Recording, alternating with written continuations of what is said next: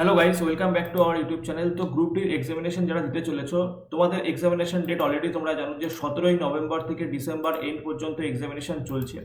তো হাতে almost 60 days time রয়েছে। তো এই 60 ডেজ চ্যালেঞ্জকে কিভাবে তুমি একসেপ্ট করবে, কিভাবে তুমি 60 ডেজকে কাজে লাগাবে যাতে করে তুমি এই সিলেকশনে ফাইনাল সিলেকশনে তোমার নাম আসতে পারে। তো সেই বিষয়টা আলোচনা করবো। দেখো, সবার প্রথমে প্রিপারেশন স্ট্র্যাটেজি, এই যে 60 ডেজকে কিভাবে বেস্ট ওয়েতে, বেস্ট পসিবল ওয়েতে কাজে লাগানো যায়, সেই প্রিপারেশন স্ট্র্যাটেজি তোমাদের সামনে শেয়ার করব। নেক্সট হচ্ছে সিলেবাস। দেখো, যে কোনো এক্সামিনেশনকে ক্র্যাক করার জন্য সবার আগে সিলেবাসটা মাথার মধ্যে বসিয়ে নেওয়াটা খুব ইম্পর্টেন্ট। কারণ সিলেবাসটা যদি মাথার মধ্যে বসানো থাকে তাহলে পরে তোমার বুঝতে সুবিধা হবে যে কোন কোন জায়গায় তোমাকে ভালো করে পারফর্ম করতে হবে। যদি বিয়ন্ড দ্য সিলেবাস, সিলেবাসের বাইরে অনেক কিছু পড়ে ফেললে, অনেক পরিশ্রম করে ফেললে কিন্তু তোমরা কিন্তু কোনো রেজাল্ট পাবে না। বরঞ্চ সিলেবাসটা অনুযায়ী তুমি যদি আরো সিলেবাসের মধ্যে স্পেসিফিক পড়াশোনা করো, তাহলে দেখা যাবে অনেক সময় কম পড়াশোনা করেও কিন্তু সিলেকশন পাওয়া যায়। সুতরাং যে কোনো এক্সামিনেশনকে ক্র্যাক করার আগে সেই এক্সামিনেশনের যে পার্টিকুলার সিলেবাসটা, সেটা কিন্তু সবার আগে মাথার মধ্যে বসিয়ে নেওয়া উচিত। এটাই কিন্তু প্রিপারেশনের প্রথম ভিত্তি। নেক্সট হচ্ছে সাবজেক্ট ওয়াইজ ইম্পর্টেন্ট চ্যাপ্টার। এই যে তোমাদের গ্রুপ ডির এক্সামিনেশনটা হবে, তার যদি আমরা প্যাটার্নটা দেখে নিই যে এক্সামিনেশনটা কিভাবে হবে। এক্সামিনেশনটার জন্য কিন্তু দেখো 4টে স্লট রয়েছে। এক নাম্বার হচ্ছে জেনারেল সায়েন্স। জেনারেল সায়েন্সে কিন্তু 25 নাম্বার থাকবে। ম্যাথামেটিক্সে 25 নাম্বার থাকবে। জেনারেল ইন্টেলিজেন্স অ্যান্ড রিজনিং এ 30 নাম্বার। জেনারেল অ্যাওয়ারনেসের উপরে 20 নাম্বার। তাহলে দেখতে পাচ্ছ যে 4টে এখানে সাবজেক্ট, ঠিক আছে। General science, mathematics, general intelligence and reasoning, general awareness, total মিলে কিন্তু 100 নম্বরের পরীক্ষা। এবং 100 নম্বরের পরীক্ষার জন্য কিন্তু তোমাদের নির্ধারিত সময় 90 মিনিট। এর মানে তোমরা প্রত্যেকটা কোশ্চেনকে পড়ার জন্য, সলভ করার জন্য এবং ফাইনালি আনসার করার জন্য কিন্তু 54 সেকেন্ডস করে টাইম হাতে পাবে। এই 54 সেকেন্ডের মধ্যে কিন্তু কোশ্চেন পড়া, কোশ্চেনকে সলভ করা এবং ফাইনালি আনসার করা, এই টাইম কিন্তু পাবে। সুতরাং অ্যাকিউরেসি কিন্তু একটা ইম্পর্টেন্ট ফ্যাক্টর হতে চলেছে এই পরীক্ষার জন্য। নেক্সট হচ্ছে কম্পিটিশন লেভেল। এই বছরের এক্সামিনেশনের যে কম্পিটিশন, সেই কম্পিটিশন লেভেলটা বুঝতে হবে যে গতবারের সাথে এইবারের এক্সামিনেশনের পার্থক্যটা কি।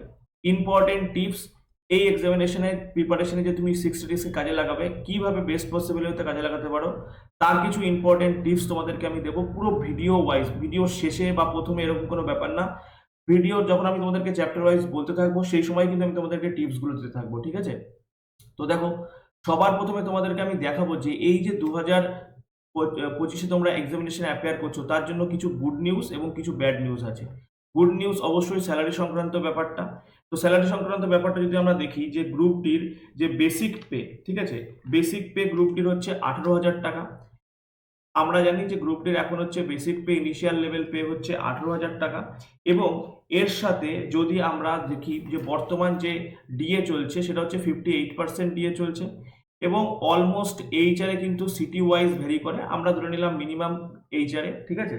তো সেইগুলোকে ক্যালকুলেশন করলে আমরা দেখতে পাবো যে গ্রুপ ডির যে অ্যাট প্রেজেন্ট স্টার্টিং স্যালারি, সেটা কিন্তু 32,000। দেখো, এর উপরে বিভিন্ন ইনসেন্টিভ বা অন্য অ্যালাওয়েন্স গুলো রয়েছে, সেই সমস্ত জিনিসগুলোকে যদি আমরা বাদও দিই, তাহলে দেখতে পাবো গ্রুপটির initial level, entry level salary কিন্তু, তুমি যদি মোটামুটি একটা শহরে তোমার A1 সিটি নাও হয়, তাও কিন্তু 32,000-এর কাছাকাছি ইন হ্যান্ড স্যালারি আসার সম্ভাবনা রয়েছে। 2026-এ এই স্যালারিটাই কিন্তু বেড়ে গিয়ে ইনিশিয়াল লেভেল, কারণ দেখো 2026-এ পে কমিশন বসার একটা সম্ভাবনা রয়েছে। তো এটাই কিন্তু 45,000 প্লাস তোমার স্যালারি হতে চলেছে।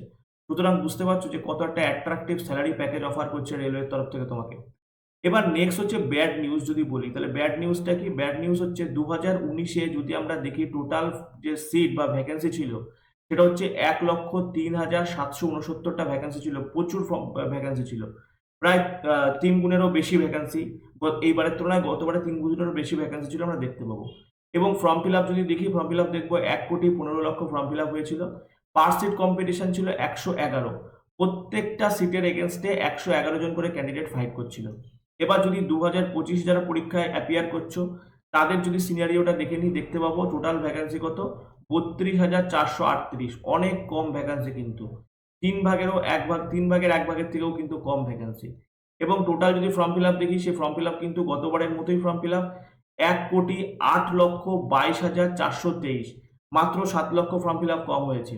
এবার পার সিট কম্পিটিশন যদি দেখে নিই, পার সিট কম্পিটিশন দেখবো 334, মানে 3 গুণেরও বেশি পার সিট কম্পিটিশন। মানে একটা সিটের এগেনস্টে 334 জন ক্যান্ডিডেট কিন্তু ফাইট করছে। তাহলে এটা হচ্ছে ব্যাড নিউজ। এইবার সুতরাং এই এক্সামিনেশনটাকে কিভাবে সুন্দরভাবে কাজে লাগাবো, সেটা আমাদেরকে জানা উচিত। তো দেখো সবার প্রথমে তোমাদেরকে দেখবো যে ম্যাথ, এই যে ম্যাথামেটিক্স যে ইম্পর্টেন্ট চ্যাপ্টার, তোমরা যদি দেখো প্রিভিয়াস ইয়ার ট্রেন্ডিং, তাহলে দেখতে পাবে যে ম্যাথের উপরে সব থেকে বেশি কিন্তু ওয়েটেজ আসে অ্যারিথমেটিক। এই অ্যারিথমেটিকের উপরেই কিন্তু ম্যাক্সিমাম কোশ্চেন আসে।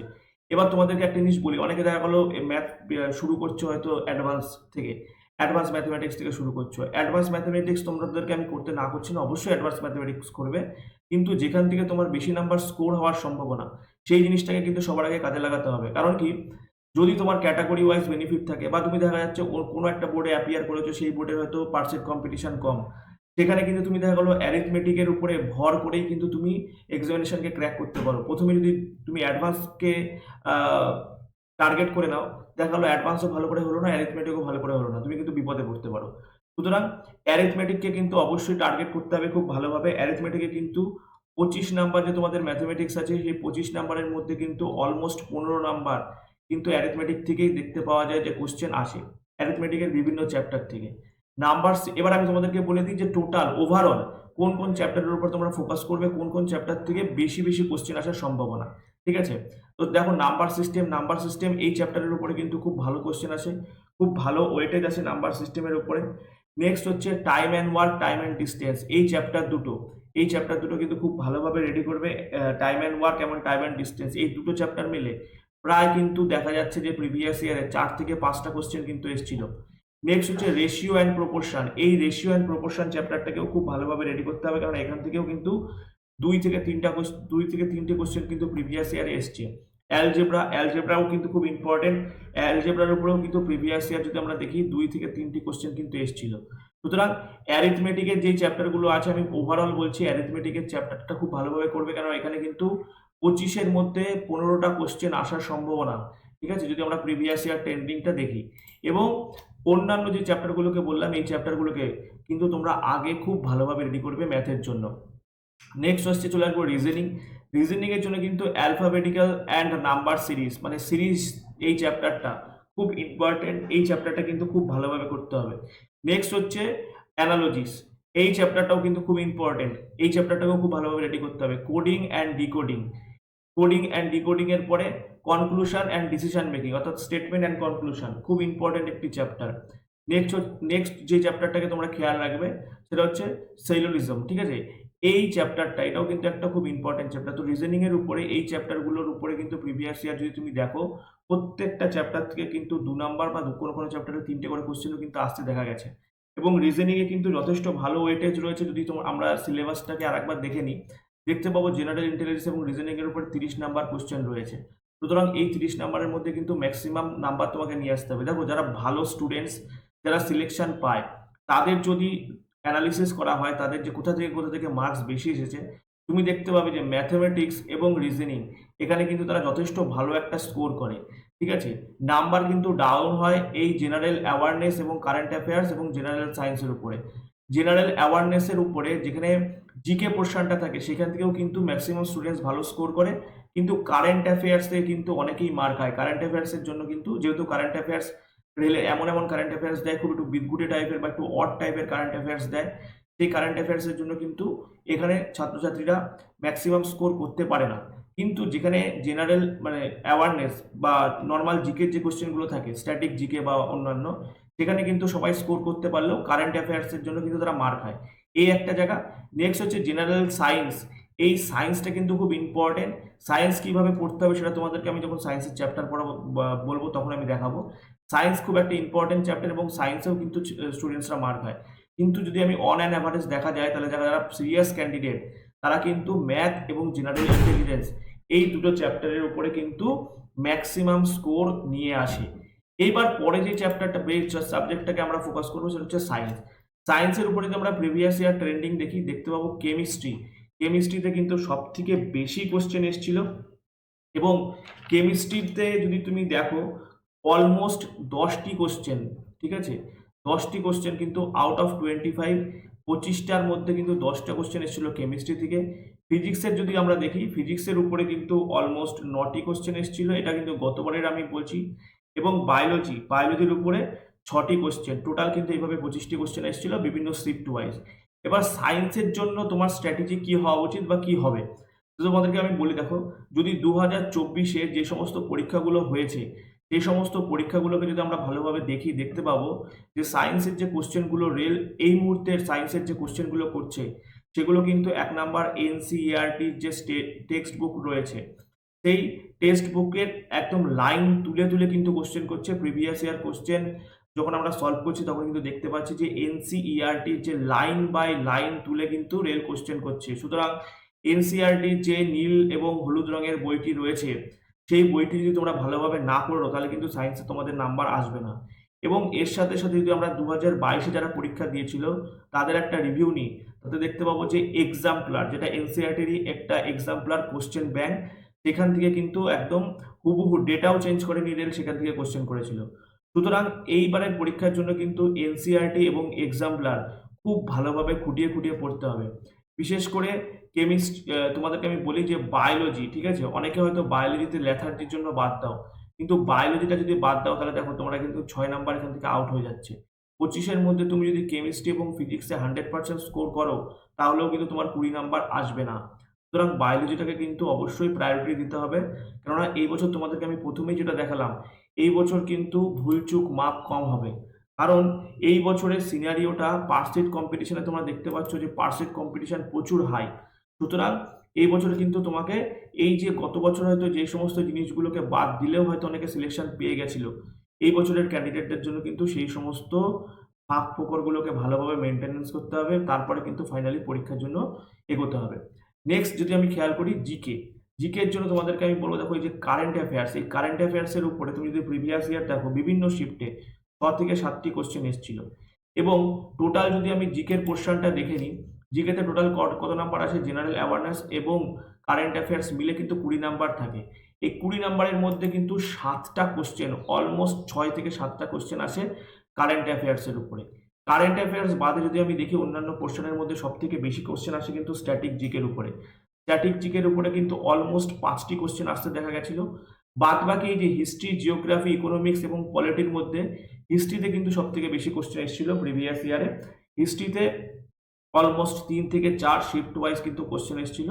নেক্সট এসেছিল জিওগ্রাফির উপরে। তো তোমাদেরকে আমি বলবো, দেখো স্ট্যাটিক জিকে তো অবশ্যই পড়বে, স্ট্যাটিক জিকের অনেকটা পোর্শন কিন্তু জিওগ্রাফিকে কভার করে। তো তোমরা ম্যাপ ধরে যদি পড়তে পারো স্ট্যাটিক জিকে এবং জিওগ্রাফি, তাহলে কিন্তু তোমরা এই দুটো পোর্শন মিলে প্রায় 8 নাম্বার স্কোর করে নিতে পারবে, ঠিক আছে। এবং কারেন্ট অ্যাফেয়ার্সের জন্য তোমাদেরকে বলবো লাস্ট 6 মান্থসের কারেন্ট অ্যাফেয়ার্সকে কালেক্ট করো এবং সেগুলোকে রিভিশন করার চেষ্টা করো, তাহলে পরে কিন্তু তোমরা এখান থেকে ম্যাক্সিমাম বেনিফিটস পাবে। ইকোনমিক্স, পলিটি মিলে টোটাল হয়তো তোমাদের টোটাল হয়তো 2 থেকে 3টি কোশ্চেন আসবে। সুতরাং ইকোনমিক্স এবং পলিটির জন্য কিন্তু এই 3 নাম্বার পাওয়ার জন্য তোমাকে যথেষ্ট পরিমাণে পরিশ্রম করতে হবে। তার থেকে যদি তুমি static GK, current affairs, history and geography এই 4টে টপিককে টার্গেট করে প্রিপারেশন নাও, তাহলে পরে কিন্তু তোমার অনেকটা বেশি নাম্বার কিন্তু জিকে থেকে চলে আসার সম্ভাবনা থাকবে। এবার লাস্টে তোমাদেরকে আমি বলেছিলাম যে কিছু ইম্পর্টেন্ট যে টিপস তোমাদেরকে আমি বলবো, যেগুলো আগে বলিনি, সেগুলো আরো কিছু ইম্পর্টেন্ট টিপস তোমাদেরকে বলবো। সেগুলো হচ্ছে 1 নাম্বার, যেটা তোমাদেরকে মনে রাখতে হবে, 1 নাম্বার টিপস সেটা হচ্ছে এখন থেকে কিন্তু সেকশনাল টেস্ট দেওয়া শুরু করো। সেকশনাল টেস্ট মানে প্রত্যেকটা চ্যাপ্টারের যে সেকশনাল টেস্ট, প্রত্যেকটা চ্যাপ্টার না প্রত্যেকটা সাবজেক্টের সেকশনাল টেস্ট। ধরে নাও তোমার ম্যাথ বা রিজনিং বা জিকে, কারেন্ট অ্যাফেয়ার্স বা তোমার সায়েন্স, এর যে সেকশনাল টেস্ট পার ডে দুটো করে কিন্তু সেকশনাল টেস্ট, যে কোনো দুটো সাবজেক্টের সেকশনাল টেস্ট পার ডে দেওয়া শুরু করো। এবং প্রতি 7 দিনে অর্থাৎ প্রতি উইকেন্ডে একটা করে কিন্তু ফুল টেস্ট। কেননা এক্সামিনেশনকে যদি তুমি এখন থেকে ফেস করার মানসিকতা তৈরি না করতে পারো, তাহলে ফাইনালি কিন্তু তুমি এক্সামিনেশনে গিয়েও ভালো রেজাল্ট পাবে না। সুতরাং এখন থেকে কিন্তু তোমরা এক্সামকে ফেস করা শুরু করো। বিভিন্ন তোমাদের যেখানে প্রবলেম হচ্ছে সেই প্রবলেমগুলো বা যে ঘাটতি হচ্ছে সেই ঘাটতিগুলোকে ওভারকাম করার চেষ্টা করো। এই জন্য পার ডে দুটো করে সেকশনাল টেস্ট এবং সপ্তাহে একটা ফুল টেস্ট দেওয়া শুরু করো। নেক্সট যেটা ইম্পর্টেন্ট ব্যাপার সেটা তোমাদেরকে বলবো, এটা 1 মাস চালানোর পরে সেকেন্ড মাসে যখন চলে যাবে, তখন তোমরা কিন্তু পার ডে পার উইক অবশ্যই দুটো করে কিন্তু ফুল টেস্ট দেওয়া তোমাকে প্র্যাকটিস করতে হবে। এইভাবে কি এখন থেকে যদি তুমি এক্সামিনেশন দেওয়া শুরু না করো, তাহলে পরে কিন্তু তোমার প্রিপারেশনটা কোথায় ডাউন হচ্ছে, কোন কোন জায়গাগুলোকে তোমাকে ওভারকাম করতে হবে, সেই সমস্ত জিনিসগুলো কিন্তু তোমার কাছে ক্লিয়ার হবে না। এবং তোমাদেরকে আমি বলে রাখি যে এই যে কারেন্ট অ্যাফেয়ার্সের জন্য কিন্তু লাস্ট 6 মান্থসটাকে অবশ্যই খেয়াল করার চেষ্টা করো। 6 মান্থস কারেন্ট অ্যাফেয়ার্স ঠিক আছে? এর বেশি আশা করি পড়ার দরকার নেই। কেন দেখো যদি ২ বছর বা ৪ বছর আগেকার কোয়েশ্চেন দিয়ে অত কারেন্ট অ্যাফেয়ার্স পড়ে মনে রাখাটা কিন্তু খুব ডিফিকাল্ট। তো দেখো ভিডিওটা যদি তোমাদের ভালো লাগে তাহলে অবশ্যই লাইক, শেয়ার, কমেন্ট করতে ভুলো না এবং চ্যানেলে যদি ফার্স্ট টাইম ভিজিট করে থাকো তাহলে চ্যানেলটিকে অবশ্যই সাবস্ক্রাইব করে দিও। Thanks for watching. দেখা হচ্ছে পরের ভিডিওতে খুব তাড়াতাড়ি। সুতরাং তোমরা তোমাদের প্রিপারেশন জারি রাখো। আমার তরফ থেকে যতটুকু হেল্প করার তোমাদেরকে আমি করব। দেখা হচ্ছে পরের ভিডিওতে।